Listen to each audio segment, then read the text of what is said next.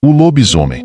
Meu falecido pai, em sua juventude, caçava com os indígenas de São Francisco no Alto São Maurício e na região de Matava.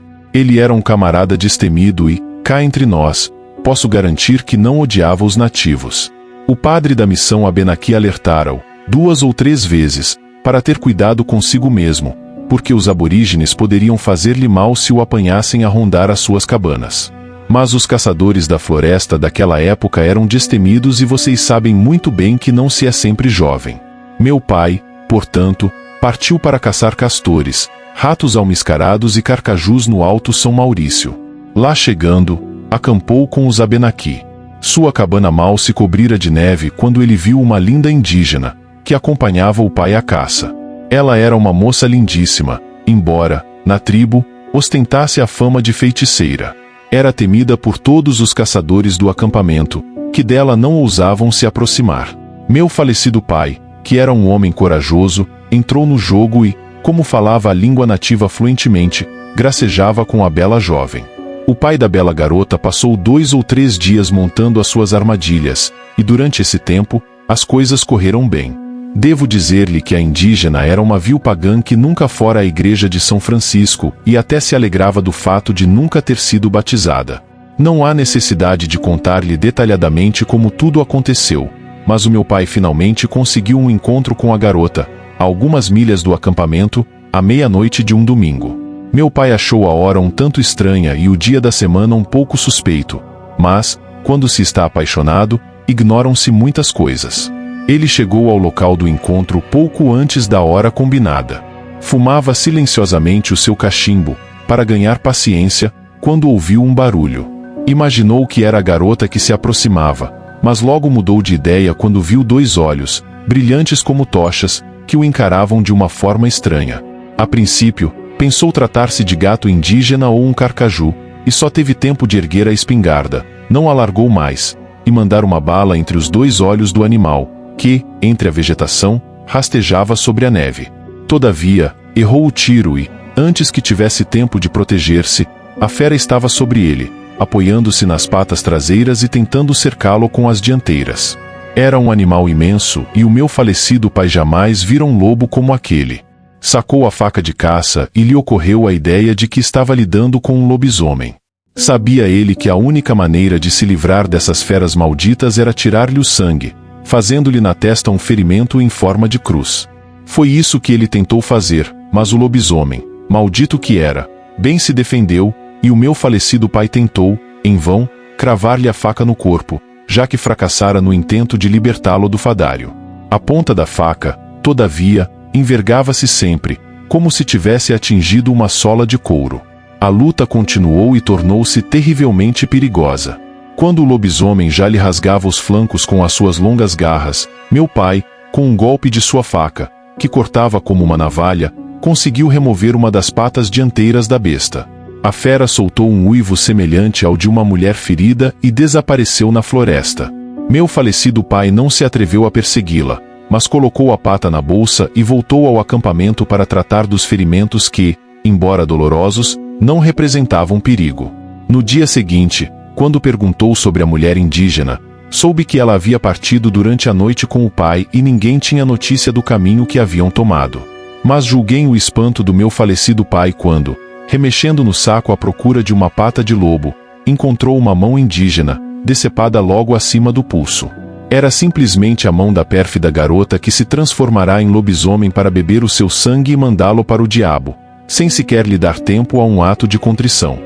Meu pai não falou do assunto aos nativos do acampamento, mas sua primeira providência, ao descer a São Francisco, na primavera seguinte, foi perguntar sobre a indígena que havia retornado à aldeia, alegando ter perdido a mão direita numa armadilha para lobos. A tratante havia desaparecido e provavelmente andava por aí como um duende entre os renegados de sua tribo. O caipora, um dia, perguntei ao velho Dominguinhos por que motivo ele, que quase não saía do mato, todavia não caçava durante o mês de agosto. A resposta que obtivemos foi a pequena história que dentro em pouco vamos relatar. Contudo, antes de principiarmos essa narração, precisamos fornecer alguns esclarecimentos sobre o importante personagem que nela vai figurar como principal ator. O velho Dominguinhos era um pardo de 70 anos bem puxados, Pequenino, magro, enfesado mesmo, porém vivo, e o mais hábil e apaixonado caçador que temos conhecido. Dominguinhos cacava desde menino. Durante toda a sua juventude e idade madura, batera de espingarda ao ombro as nossas formosas florestas, e ainda no último quartel da vida não saía do mato. A caça constituiu, por toda a sua longa existência, a exclusiva profissão e o único vício que tinha. Com a caça e pela caça considerava-se um mortal feliz, e na verdade o era. Ninguém melhor do que ele arremedava as aves, ninguém como ele farejava um veado ou uma paca. Dominguinhos conhecia perfeitamente todas as matas da vizinhança do lugar em que residia, e mesmo as dos municípios limítrofes. Era sabedor perfeito dos sítios por onde passavam varas de caetetus e queixadas, de todas as pastagens dos veados, poços em que iam refocilar-se as capivaras, das trilhas das pacas, dos muricis, a que se juntavam os jacus, dos poleiros dos macacos, dos taquarais por onde vagavam as capivaras. Era perito em fabricar mundéus, arapucas, laços de força, quebra-cabeças, de pegar pelhas. Conhecia perfeitamente os usos, costumes e manhãs de todos os animais, desde o lagarto até a onça, desde a rolinha ao mutum, e sobre eles discorria de modo a fazer pasmar qualquer naturalista. Além disso, Dominguinhos era curado de cobra e, como possuía antídotos eficazes contra a mordedura de qualquer ofídio, era muito estimado dos fazendeiros em cujas casas passava todo o tempo em que não estava no mato. Eram esses fazendeiros ainda que abasteciam de pólvora e chumbo, pois Dominguinhos era paupérrimo e toda a sua fortuna resumia-se na sua excelente espingarda Laporte, em 2 cadelinhas já velhas, a Firmeza e a Namorada, e em um cachorro magro e pelancudo, o Penacho. A fisionomia de Dominguinhos denunciava a sua profissão. O seu rosto tinha feições de bicho do mato, o seu focinho de tatu e os seus olhos espremidos, porém espertos e penetrantes, assemelhavam-se ao de uma raposa à espreita da caça em um cerrado. O seu andar era macio, parecendo a todo momento querer surpreender Inhambós na latada. No mais, um bom homem. Nunca se ocupará em fazer nem bem nem mal a pessoa alguma. As caçadas não lhe davam tempo de pensar no resto da humanidade, a não ser quando se tratava de mordeduras de cobra, porque, então, entrava em cena com os seus antídotos. Dominguinhos era simplesmente um caçador, mas um caçador às direitas. Eis o retrato do singular personagem a quem perguntei um dia por que motivo não caçava durante o mês de agosto, tendo observado nele tão curiosa anomalia. Foi assim que começou. Desde menino ouvia dizer que o mês de agosto era aziago, por causa do dia 24, que, como vosmecê sabe, é o de S. Bartolomeu, quando tudo quanto é judeu anda solto por este mundão de Cristo. Ouvia falar a miúdo que no mês de agosto não se devia fazer umas tantas coisas, e principalmente não era bom gente internar-se na mataria, para não ter algum mau encontro. Ouvia tudo isso, porém, vosmecê sabe que, quando a gente é moço, entra tudo por um ouvido e sai por outro, até que afinal tanta se leva na cabeça que se toma caminho, quer queira, quer não, mas à sua custa, e Deus sabe, às vezes com que sacrifícios. Assim eles estavam falando para aí que não era bom caçar no mês de agosto e eu todo o dia no mato, até que de uma vez me estrepei deveras para nunca mais. Já lhe conto como foi. Foi em uma véspera de S. Bartolomeu. Antes que a manhã rompesse, pus ao ombro a espingarda, uma Laporte trouxada, de confiança. Enfiei o embornal da munição. Afivelei a cintura o facão. Em outro embornal meti um pedaço de carne de vento e farinha. E, com Deus, Nossa Senhora e os anjos da corte do céu penetrei na floresta. Queria ver de perto naquela madrugada um macuco que sabia estar empoleirado num jaracatiá que havia bem no cocuruto da serra. O diabo do bicho andava a fazer-me fosquinhas havia um par de dias. Eu piava, ele respondia. Tornava a piar e ele vinha chegando. Mas, quando já estava à distância do tiro, não sei como o endemoniado me avistava, e antes que tivesse tempo de levar a espingarda à cara, lá ia ele, tic, tic, tic pela folharada seca em fora, que ninguém mais o pegava. Ninguém ignora que o macuco é um bicho muito ladino. Quem não souber ou não tiver paciência não o tira do mato, mas Deus está aí mesmo. Eu, porém, nunca permiti que bicho algum tivesse mais astúcia do que eu e aquele macuco estava jurado. Persegui-o durante alguns dias, até que, afinal, numa tardinha, percebi que se empoleirava num pé de jaracatiá e assentei de dar cabo dele no outro dia de manhã. Podia ficar no mato aquela noite para fazer-lhe tocaia, mas não tinha trazido mantimento. Estava com fome e assim foi-me preciso vir dormir em casa. Quando entrei, ainda estava escuro. De uma ramalhada, levantava-se um bando de jacus, de outra corria uma cutia, mas o meu primeiro tiro estava guardado para o ladrão do macuco que me havia feito aguentar durante tantas horas as mordidelas de pernilongos. Podia aparecer qualquer caça, que dela eu nada queria. Enquanto não atirasse ao chão o macuco do jaracatiá, e o não esganasse na minha fieira, o meu tormento não cessaria. Fui subindo, impassível sempre, indiferente de toda a grande quantidade de caça que se me ia deparando pelo caminho. Quando o dia vinha rompendo, já estava no cocuruto da serra, bem debaixo do jaracatiá. Olhei para a árvore. O macuco estava ali mesmo, de peito aberto para mim. Vosmecê nunca foi amigo de caçadas? Não pode, por conseguinte, fazer ideia da alegria que se apossa de um homem que tem esse vício, quando estica o cano da laporte para boa caça. Um macuco, um veado, uma paca, uma anta, etc. Qual? Até a respiração da gente escapou-lhe do peito sem querer. Fiz pontaria, bem certa. Queria ver o bicho dar um tombo redondo. O macuco já estava reservado. Seria um presente para o doutor Chiquinho, moço muito meu camarada e amante da caça. Ah, meu senhor! Preferia antes ter perdido um olho ou o braço direito do que errar aquele macuco. Fiquei danado da minha vida. Não pude conter-me e exclamei: vai-te, desgraçado, dou-te de presente ao diabo. A minha vontade era partir o cano da espingarda de encontro ao jaracatiá. Não o fiz, todavia. Calmão. Uma espingarda que já havia matado onça. Não, isso, nunca. Resolvi voltar para casa. Mas Deus, Nossa Senhora e os anjos da corte do céu é que sabiam como eu estava. Errar um macuco na bucha, e depois de uma trabalheira daquelas. Era para um homem nunca mais dar um tiro em toda a sua vida. Na descida, novamente esbarrava com toda espécie de aves e de animais de caça. E conservei-me ainda indiferente, mas desta vez raivoso, desesperado, pois que caçador que erra macuco ou veado não deve dar mais um tiro durante 7 semanas. É uma vergonha. Nisso, ouço uma grande roncaria. Devia de ser uma vara de porcos que se aproximava. Não, disse comigo mesmo. Porco do mato não passa de rabo em pé, perto de mim. Isso mais devagar. Carreguei às pressas a espingarda, e trepei a um tronco que se achava perto. Você deve saber que o porco do mato, logo que se esteja levantado do chão uns 5 palmos, nenhum mal faz. Porque não levanta os olhos e só morde para os lados. O tronco em que trepei era uma cepa de óleo vermelho, que haviam derrubado para dele se fazerem eixos de carro. A porcada cada vez roncava mais perto. Ah, excalmangados! Iam-me pagar o tiro errado do macuco. Pouco depois, vi de fato a porcada surgir lá embaixo na grota. Eram inúmeros os porcos. Escolhi um, que vinha de cachaço levantado e a estalar os dentes. Aquele era meu, com certeza. Quando, porém, já ia puxar pelo gatilho, vi uma coisa, que, ainda quando me lembro se me arrepiam as carnes. Que dia de S. Bartolomeu mais arrenegado. No fim da manada e montado no cachaço de um dos maiores porcos, vinha o coisa ruim. Nem era bicho, nem era gente.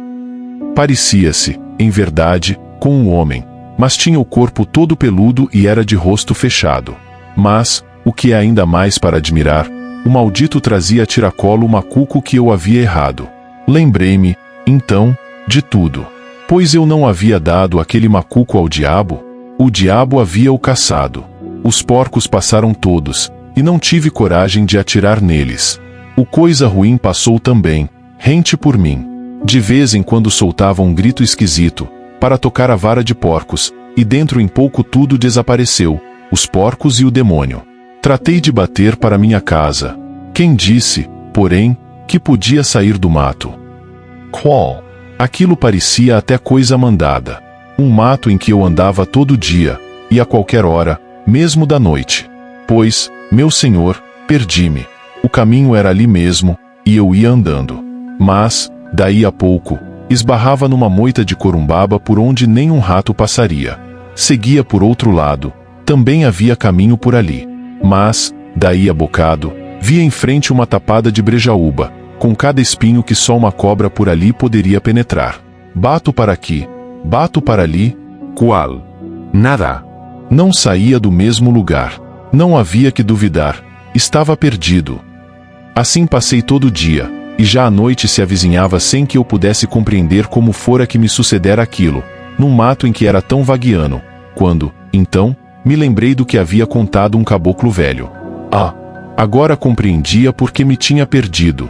O demônio, que tinha visto passear montado no porco, era o caipora, e era quem não me deixava acertar com o caminho. Contudo, havia um meio de me ver livre daquela peste, segundo me ensinara o caboclo. Era dar-lhe fumo. Cortei logo uma porção do que tinha para o meu gasto, e sacudi-o numa touceira de taquara, dizendo: toma, caipora, deixa-me ir embora.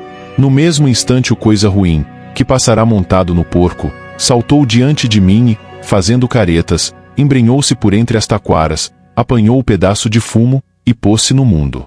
Imediatamente acertei o caminho, e 2 horas depois achava-me em casa. De então por diante jurei nunca mais caçar durante o mês de agosto. Não que naquele dia suei frio. O devorador de cadáver, certa feita, Muso Kokushi, sacerdote da seita Zen, que viajava sozinho pela província de Mino, perdeu o caminho em um distrito montanhoso onde não havia ninguém que pudesse orientá-lo. Por um longo tempo, o sacerdote vagou sem rumo. Começava ele a desesperar-se por encontrar um abrigo para passar a noite quando vislumbrou, no topo de uma colina iluminada pelos últimos raios do sol, um daqueles pequenos eremitérios chamados Anjitsu, construídos por monges solitários. Embora parecesse estar em condições ruinosas, Muso apressou-se, ansiosamente, em alcançá-lo. Descobriu que o eremitério era habitado por um sacerdote idoso, a quem rogou que lhe concedesse o favor de refúgio por uma noite. Rudemente, o ancião negou-lhe o abrigo, mas indicou a Muso uma certa aldeia, num vale adjacente, onde poderia encontrar alojamento e comida. Muso encontrou o caminho da aldeia. Esta consistia em menos de 1 de casas rústicas. O sacerdote foi gentilmente recebido na residência do líder do vilarejo. 40 ou 50 pessoas achavam-se reunidas no cômodo principal quando Muso chegou. Indicaram-lhe um pequeno quarto separado, onde prontamente lhe ofereceram alimento e roupas de cama. Vergado pela fadiga, Muso deitou-se bem cedo. Mas, pouco antes da meia-noite, seu sono foi interrompido por um choro alto que vinha do cômodo contíguo. Então, as portas corrediças deslizaram e um jovem, que trazia uma lamparina acesa, entrou no quarto, saudou-o respeitosamente e disse: Venerável senhor, é meu doloroso dever informar-vos que sou agora o responsável por esta casa. Ontem, eu era apenas o filho mais velho. Mas quando aqui chegastes, vergado pelo cansaço, nós vos não queríamos incomodar. Não vos participamos, pois, que meu pai havia morrido poucas horas antes. As pessoas a quem vós vistes reunidas na sala ao lado são os habitantes desta aldeia. E aqui estão para prestar as últimas homenagens ao falecido. Mas agora devem partir para outra aldeia a 3 milhas daqui, pois, segundo os nossos costumes, ninguém deve permanecer na aldeia durante a noite quando alguém morre. Fazemos as oferendas e orações apropriadas, e depois, retiramo-nos, deixando o cadáver sozinho. Na casa onde jaz o defunto, coisas estranhas sempre acontecem. Por isso, cremos que seria melhor que fosseis conosco. Na outra aldeia, achareis um bom alojamento. Mas, como sacerdote, é possível que não tenhais medo de demônios e espíritos malignos. E, se não vos traz incômodo a companhia de um defunto, sois muito bem-vindo para desfrutar de nossa pobre morada. No entanto, devo advertir-vos de que ninguém, a não ser um sacerdote, se atreveria a pernoitar aqui. Muso respondeu prontamente: Sou profundamente grato por vossas amáveis intenções e vossa generosa hospitalidade. Todavia, lamento que não me tenhais contado sobre a morte de vosso pai assim que cheguei. Com efeito, embora um tanto cansado, não teria dificuldade em cumprir o meu dever de sacerdote, realizando o serviço religioso antes de vossa partida. E é o que farei, assim que vos retireis. Permanecerei com o defunto até amanhã. Ignoro a que vos referis ao mencionar o perigo que se corre quando se fica aqui sozinho. Mas não temo fantasmas ou demônios. Portanto, eu vos peço que não vos inquieteis com a minha sorte. O jovem pareceu satisfeito com tais garantias. Assim, expressou a sua gratidão com as palavras adequadas. Os demais membros da família, assim como os aldeões reunidos na sala contígua, tendo sido informados das promessas do sacerdote, foram prestar-lhe os agradecimentos.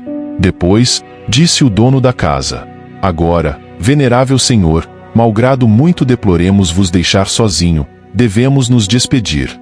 Segundo as normas de nossa aldeia, nenhum de nós pode permanecer aqui depois da meia-noite.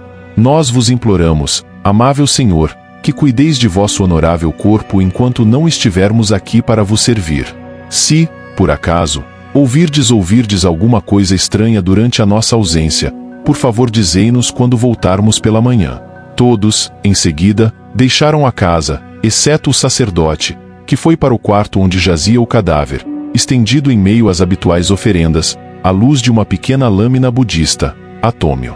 Proferindo os termos rituais, o sacerdote realizou as cerimônias fúnebres, entrando, depois, em estado de meditação. Assim permaneceu, em silêncio, durante várias horas. Nenhum ruído se elevava na aldeia deserta. Mas, quando o silêncio da noite se fazia mais profundo, uma forma vaga e ampla entrou silenciosamente. Naquele mesmo instante, Muso se viu impedido de falar ou mover-se.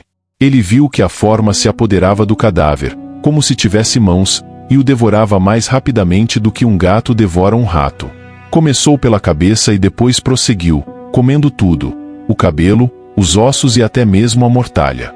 E a coisa monstruosa, após consumir todo o corpo, voltou-se para as oferendas e igualmente as devorou.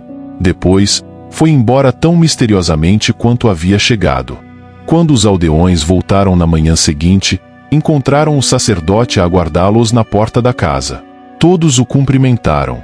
E, quando entraram, e olharam ao redor, não manifestaram surpresa alguma com o desaparecimento do cadáver e das oferendas. Mas o dono da casa disse a Muso: venerável senhor, certamente vistes coisas desagradáveis durante a noite. Estábamos todos preocupados convosco. Mas, agora, estamos muito felizes por encontrar-vos são e salvo. Com grande satisfação teríamos ficado convosco, se tal nos fosse possível. Mas as regras da nossa aldeia, como vos disse ontem à noite, nos obrigou a abandonar a casa após o óbito, deixando o corpo sozinho. Sempre que esta regra foi infringida, sobreveio algum portentoso infortúnio. Mas, se à norma rendemos observância, descobrimos que o cadáver e as oferendas desaparecem durante a nossa ausência. Talvez tenhais vós visto a causa. Então Muso falou sobre a forma sombria e terrível que penetrara na câmara mortuária para devorar o cadáver e as oferendas. Ninguém pareceu surpreso com a narrativa. O dono da casa observou: o que vós acabais de nos dizer, venerável senhor, coincide com o que se tem dito sobre o assunto desde os tempos ancestrais. Muso, em seguida, perguntou: o monge da colina costuma realizar os serviços fúnebres para os vossos mortos? Que monge? Perguntou o jovem.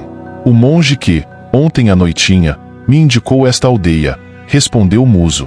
Cheguei ao Anjitsu, que fica na colina. Ele me recusou abrigo, mas me ensinou como chegar aqui. Os ouvintes se entreolharam com uma expressão de espanto.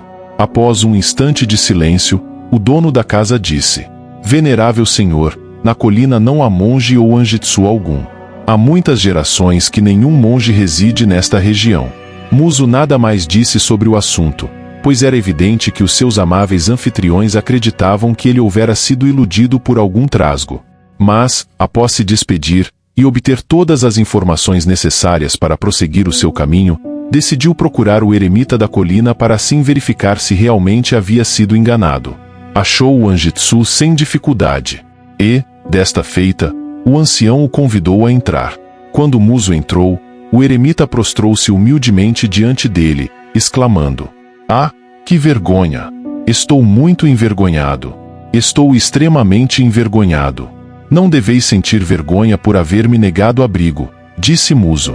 Vós me indicastes a aldeia, onde fui muito bem acolhido e eu vos agradeço por este favor. A ninguém eu posso oferecer abrigo, respondeu